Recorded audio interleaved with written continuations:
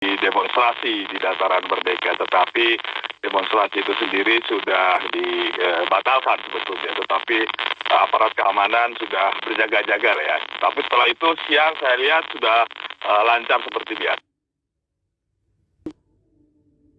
Partai UMNO menarik dukungan ya, sehingga Tan Sri Muhyiddin mengundurkan diri karena kehilangan dukungan mayoritas. Tadi pagi memang sempat terjadi kemacetan yang luar biasa di kota Kuala Lumpur karena ada isu terjadi demonstrasi di dataran Merdeka, tetapi demonstrasi itu sendiri sudah dibatalkan sebetulnya, tetapi aparat keamanan sudah jumlahnya di Malaysia kan cukup besar, jadi hubungan saya yakin akan tetap berjalan dengan baik ya. Ya, Pak Hermono, sebenarnya sosok Ismail Sabri Yaakob ini seperti apa di sana? Ya, sebelumnya kan beliau juga pernah menjadi Menteri Pertahanan, kemudian Wakil Perdana Menteri, sebelumnya pun pernah juga menjadi Menteri juga, saya lupa Menteri apa ya. Tetapi beliau ini adalah dari muda memang sudah menjadi aktivis politik ya, dan sudah menjadi anggota DPRD kalau kita lihat, DPRD, kemudian di DPR Pusat atau di Parlemen. Jadi beliau ini adalah politisi yang sangat berpengalaman lah ya, jadi Menteri Pertahanan, kemudian Wakil Perdana Menteri, sebelumnya pun pernah juga menjadi Menteri juga, saya lupa Menteri apa ya. Tetapi beliau ini adalah dari muda memang sudah menjadi aktivis politik ya, dan sudah menjadi anggota DPRD kalau kita lihat, DPRD, kemudian di DPR Pusat atau di Parlemen. Jadi beliau ini adalah politisi yang sangat berpengalaman lah ya untuk penanganan COVID dan juga pemulihan ekonomi. Hermono, kita juga ingin tahu kabar warga negara Indonesia yang berada di Malaysia hingga saat ini bagaimana Pak keadaannya? Memang keadaan sekarang ini sangat sulit ya, sangat sulit mengingat banyak warga kita yang kehilangan pekerjaan ya akibat dari. Ya, terakhir Pak Hermono, apa harapannya dengan Perdana Menteri Malaysia yang baru Ismail Sabri Yaakob, tidak hanya untuk kebijakan di negara Malaysia sendiri, tetapi juga untuk warga negara Indonesia yang berada di sana. Kemudahan-kemudahan apa yang diharapkan? Terutama di masa pandemi ini, kita juga berharap pemerintah Malaysia akan tetap memberikan kemudahan-kemudahan ya bagi warga negara.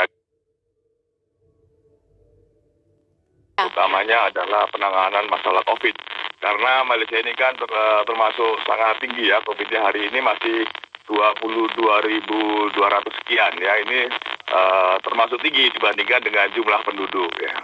Kemudian yang juga menjadi prioritas saya kira adalah pemulihan batin kan. Ini warga kita juga banyak yang meninggal karena COVID juga. Ini kalau lihat angka statistiknya ini cukup mengkhawatirkan ya.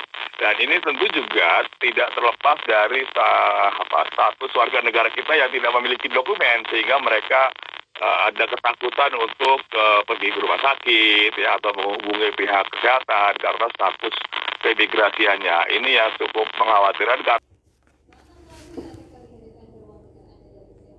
Terlalu penuh ya penjara-penjara imigrasi di Malaysia.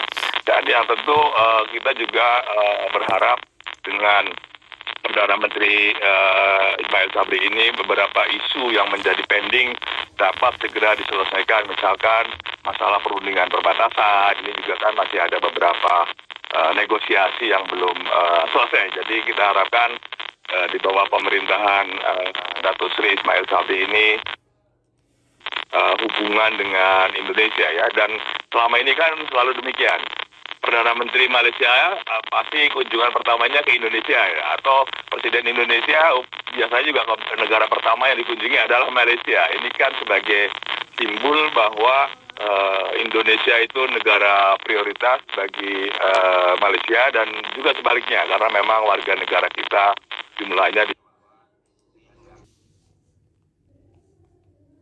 dari Melayu itu pada umumnya memiliki hubungan darah dengan orang Indonesia ya. Mungkin ada yang bilang sekitar 70% orang Melayu Malaysia itu nenek moyangnya dari Indonesia. Jadi orang kita. Jadi saya kira saya yakin bahwa kebijakan Perdana Menteri Ismail dan Datuk Sri Ismail Sabri ini isu-isu yang selama ini masih menjadi pending dapat segera diselesaikan. Baik, Pak Hermono, terima kasih waktunya bersama Pro 3 RRI malam hari ini. Sehat selalu, selamat malam. Terima kasih, sama.